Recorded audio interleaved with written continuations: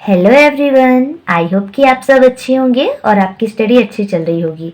अगर आप first time मेरे चैनल पे विजिट कर रहे हैं तो चैनल को सब्सक्राइब करना और वीडियो को लाइक करना ना भूलें।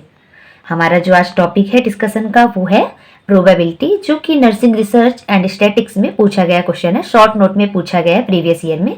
सो इसके बारे में हम डिस्कस करेंगे। इसके इंट्रोडक्शन से स्टार्ट करते हैं।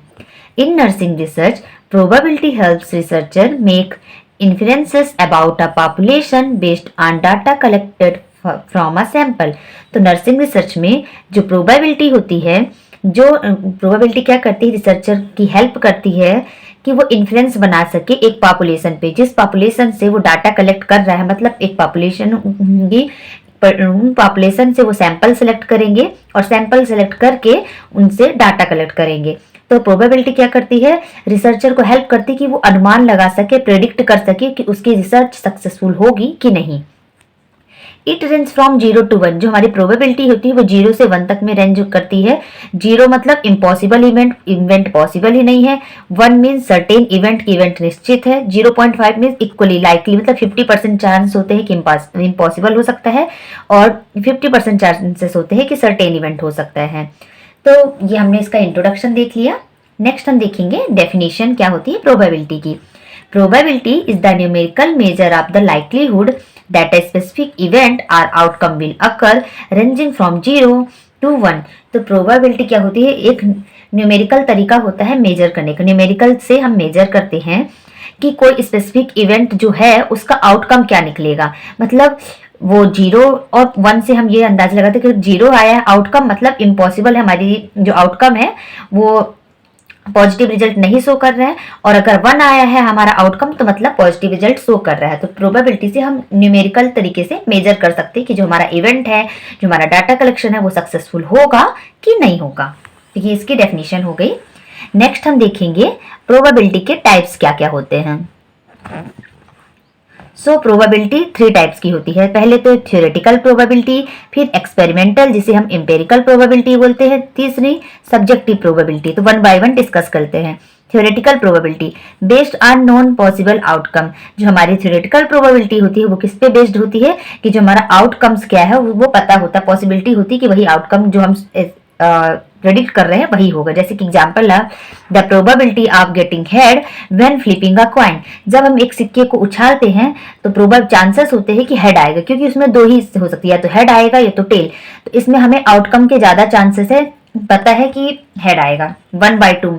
ठीक है, मतलब थ्योरेटिकल प्रोबेबिलिटी में यही है कि हमें आउटकम पता होता है कि हो सकता है वही आउटकम होगा। जैसे हम एक सिक्के को जब उछालेंगे, फ्लिप करेंगे, तो 2 ही चीज हो सकती है, या तो हेड आएगा या तो टेल आएगा।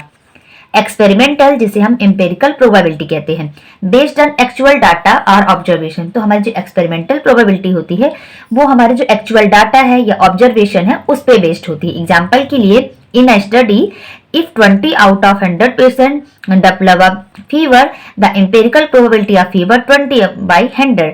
मतलब अगर हम एक स्टडी कर रहे हैं जिसमें 100 पेशेंट में से जो 20 पेशेंट है उनको फीवर है, तो यहाँ पास हमारे पास एक्चुअल डाटा है कि कितने पेशेंट है और कितनों को फीवर है।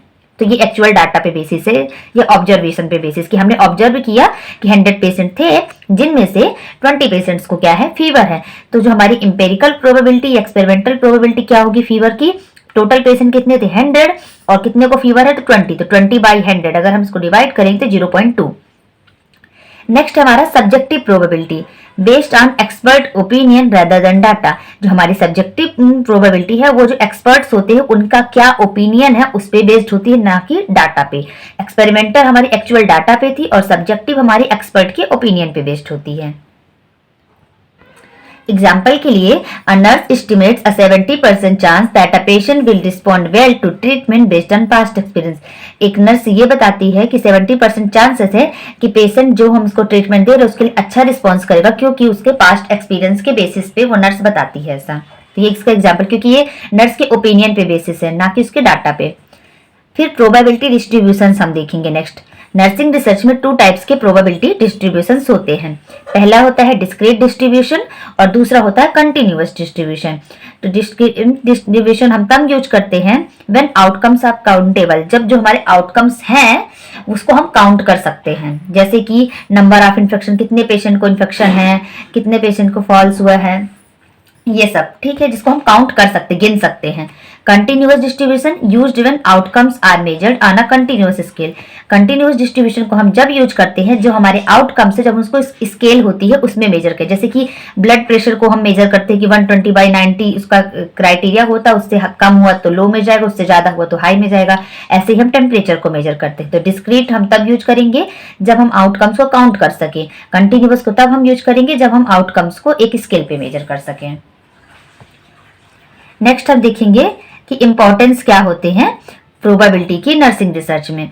To estimate how confident we are in our finding. तो प्रोबेबिलिटी से हम ये पता लगा सकते हैं कि हम यानी एक रिसर्चर कितना कॉन्फिडेंस है अपनी जो उसकी फाइंडिंग्स आई हैं उस पे। Determine if differences or relationship observe are real or occurred by chance.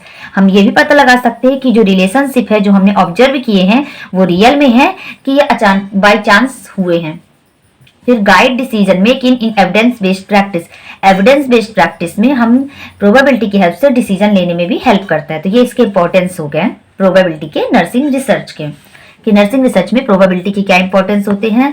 तो ये देखा कि हम कितने रिसर्चर कितना कॉन्फिडेंस है अपनी फाइंडिंग्स को लेकर। दूसरा, जो रिलेशनशिप हमने ऑब्जर्व किए हैं वो रियल है कि बाई चांस हुए हैं।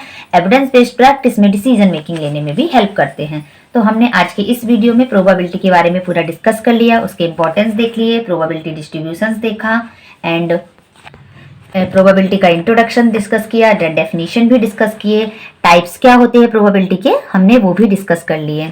सो ये हमारा आज का वीडियो जो प्रोबेबिलिटी के बारे में था वो कंप्लीट होता है। आई होप आपको मेरी वीडियोज पसंद आ रही हो तो चैनल को सब्सक्राइब करना और वीडियो को लाइक करना ना भूले। Thank you.